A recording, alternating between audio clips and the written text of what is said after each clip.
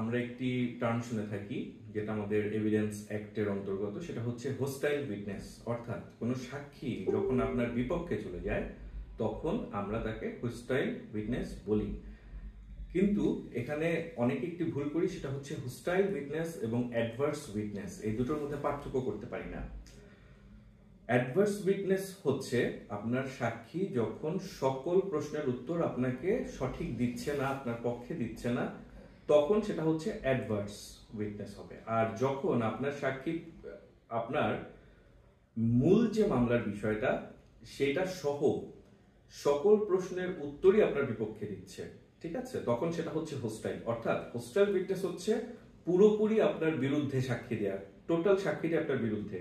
আর adverse হচ্ছে কিছু কিছু উত্তর আপনার বিরুদ্ধে যাচ্ছে, সব না। তো এটা হচ্ছে অ্যাডভার্স উইটনেস। আর যে সাক্ষী পুরোপুরি সকল উত্তরই আপনার বিরুদ্ধে দিচ্ছে সাক্ষ্য হিসেবে, সেটা হচ্ছে হোস্টাইল উইটনেস। এখন এই দুইয়ের মধ্যে আরেকটি পার্থক্য আছে। হোস্টাইল উইটনেসকে আপনি মহামান্য আদালতের অনুমতি নিয়ে জেরা করতে সুযোগ পাবেন, কিন্তু অ্যাডভার্স উইটনেসের ক্ষেত্রে মহামান্য আদালত কিন্তু আপনাকে সেই সাক্ষীকে জেরা করার সুযোগ বা অনুমতি দিবে না।